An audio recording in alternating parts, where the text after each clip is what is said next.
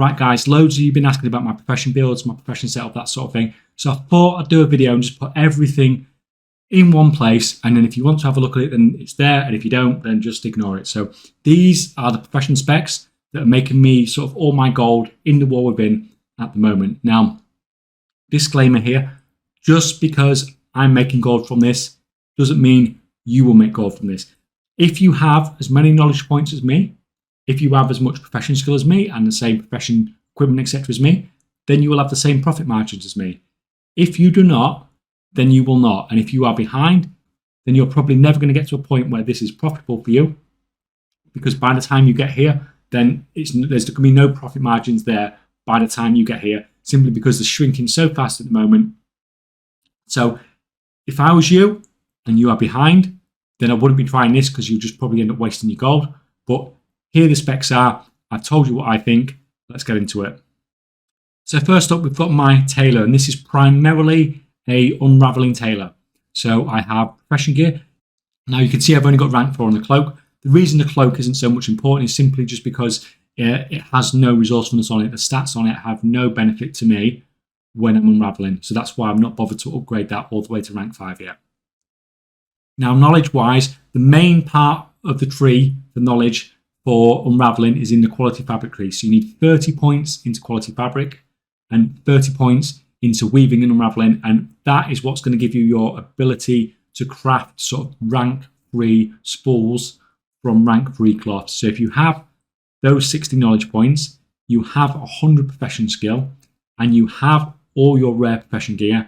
So if you have all of that, then you can craft rank 3 spools from sort of rank 3 cloth without using concentration, but you're not going to do it very efficiently. So the next thing we need the profession bag, which increases sort of the amount of unraveling we get.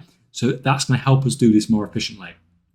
In addition to that, we do also sort of need a bit more resourcefulness. So we're going to go over to textile treasures, unlock extra threads, and that's the resourcefulness, the general resourcefulness node in tailoring, and we're going to max that out.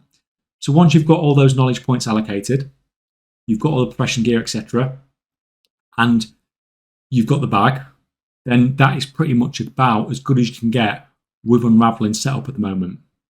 Now you can see here I have started putting points into multicraft. So what I'm sort of working towards at the moment is, if I get these points in, if I get that maxed out, then I will be able to craft bolts efficiently as well. But in order to craft the bolts well, I will need to upgrade that piece of profession gear that I only have at rank 4 up to rank 5, because that has multicraft on it, which is important when you're crafting bolts. And this is pretty much how you need to be thinking if you want to be in a crafting profession at the moment. So you see here, I've got a rank 4 profession gear. That's no good. It needs to be rank 5. Everything pretty much needs to be perfect. You can see here, I'm only like 1 or 2 points short on the multicrafting. Once again, it's not perfect, so you're probably not going to be profitable. If you're thinking, oh, I'm not turning a profit, then you have to be thinking, well, what am I missing here? Because you're probably short somewhere, because most places, someone will be crafting profitable. So that's pretty much my tailoring setup and where I want to take it. So we're really, really good at unraveling. Hopefully we'll be quite good at crafting bolts soon as well. So next up is my Inscription character. This is probably my most known world build so far, this expansion, because a lot of people have seen the video, sort of the 0 to gold cap in 5 days video. So this is the character that came from that. So as you can see, as I did in the video, I started in Pursuit of Knowledge, because this is a big buff to your resourcefulness and a big buff to your multicraft. And then I spent all my next points into the multicrafting tree to max that out as well, to max the amount of stuff that you're producing.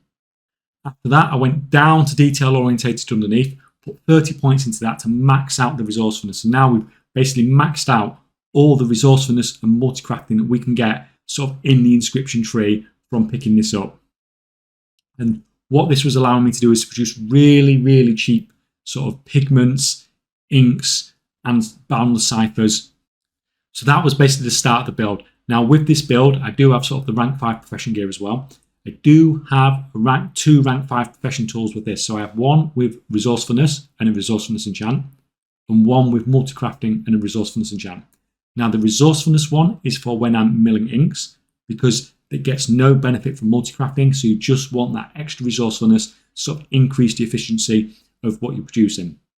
Now as far as the multicraft tool is concerned, we'll use that for making inks and boundless ciphers And from that, sort of, it increases the amount we get. So it's increasing, sort of reducing our sort of cost per unit as we're producing more of these when it does proc.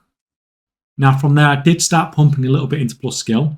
And the idea here was to leave myself sort of on the boundary between rank 1 and rank 2 crafting. This means that by changing a very small amount of materials, I can sort of switch from crafting rank 1s and crafting rank 2. So this is important because what it allows you to do is it allows you to sell 2 different things for everything that you are selling. So like the boundless ciphers, I can sell rank 1s and rank 2.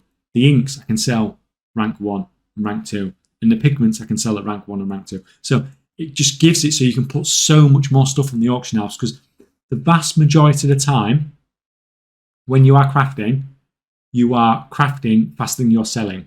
So if you can make it where you have a situation by which you can create more things than to sell on the auction house, then it means you can spend more time crafting. So that crafter is spending more time making gold. So that's why I decided to leave this character sort of on the boundary between that sort of rank 1 and rank 2 crafting. So literally, this guy can constantly be crafting near enough now. It's very rare that I get to a point where I have too much in stock that I have to stop in crafting, because if he reaches the cap on the rank 2 stuff, then it'll just start making the rank 1 stuff. Now the rank 1 stuff does have slightly smaller profit margins, but he's still making gold as he's crafting. So that's why I decided to go with this approach with this particular crafter, and it's done sort of really, really well for me so far, this expansion. So next up is my alchemy character. So this is another one that we see quite a lot on the stream. This guy does spend quite a lot of time crafting. All rank 5 gear, as with most other characters. This time he's got a multi-craft tool with a resourcefulness enchant on it. If you have multi-craft and it works for a particular craft, then I would pretty much always be using it. So this guy, I was originally aiming for this crafter to sort of be pushing for sort of region first, rank 3 tempered potions. And sort of halfway through the process, I didn't have much luck with my patron orders. I knew I was behind, so I decided to switch to bulk crafting instead. So now this guy is basically designed for crafting rank 2 tempered potions extremely, extremely cheap. So now he can make rank 2 tempered pots using only rank 1 materials. So that's really, really nice situation to be in. So he's managed to do this because obviously he's maxed out potent potions, gives you a huge amount of plus skill, and then under that he's maxed out his bulk production. Now bulk production gives you a huge amount of secondary stats when you let this buff sort of stack up as you are crafting over a period of time. So then I put 50 points into Alchemy Mastery and maxed that out. After that I decided to max out Microbloom, and that was basically because if you max this one out, then you can craft rank 3 healing potions using rank 3 materials without concentration, as long as you have everything else maxed out, and obviously you have your 100 profession skill and your rare profession tools. So once I'd maxed that out, I had 2 different things I could sell. I could sell sort of the rank 3 healing potions, and I could sell the rank 2 tempered potions as well. So both of those are doing sort of reasonably well for me at the moment. So the only progress I can really make with this character now is sort of pushing towards crafting rank 3 tempered potions, but I'm not going to get there at sort of any sort of time before any of those are just pushing towards that. Whether that'll actually be even profitable by the time I get there, I don't know. But for now, I'll keep getting the knowledge on this character. Hopefully when I do get to the rank 3 tempered potion crafting, they'll still be worth crafting at that point, but we'll see. But that's pretty much where I'm stuck with my alchemist at the moment.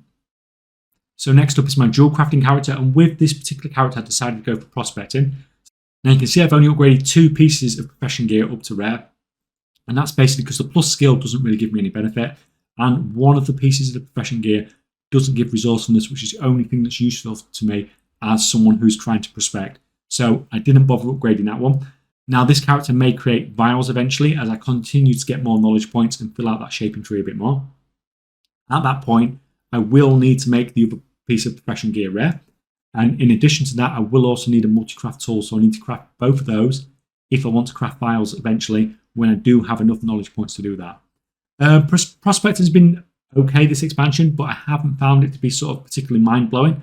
It's earned me some okay gold. It's been fine, but it's not something that's like blown me away like I thought it was going to when I first sort of started putting points into this. The problem with prospecting is you're such at the mercy of the prices of stuff on the auction house. So if the gem prices go too low or the ore prices go too high, then you literally can't do anything with a prospector.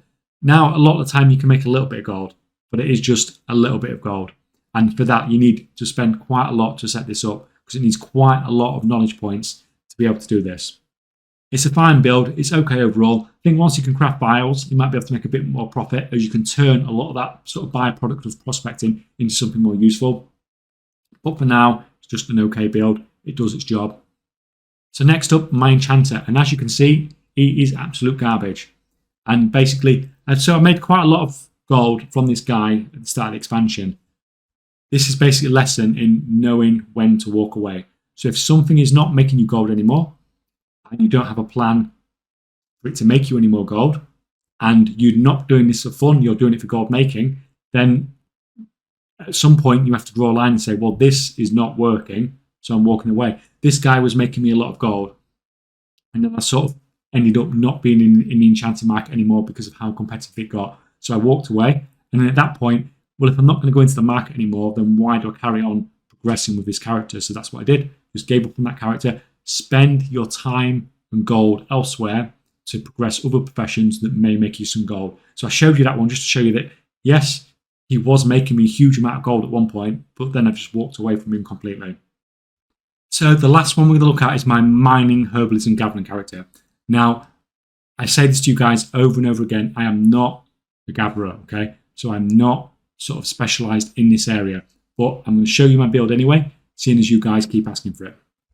So the first thing first, I maxed out mining fundamentals in mining. This was simply so I could mine while mounted. Now, this is probably not the best gold per hour choice, but it's not a bad choice either. It's my preference because I'm playing high mountain touring. If you can get that sort of that gathering speed really, really up, then you can sort of fly in, mine, fly out. Even if you get aggro, you can sort of still sort of ninja in those nodes without having to faff about in combat all the time.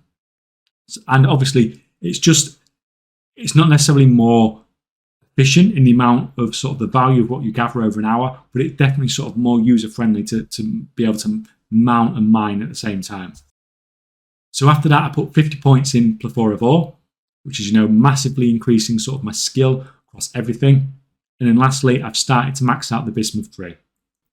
Now, the best gold per hour is probably not to put the 60 points into mining fundamentals and sort of mining while mounted. Basically, you want to max out Plethora of Ore and you want to max out bismuth, and that's probably the best way to sort of massively boost the amount of gold per hour you get from mining.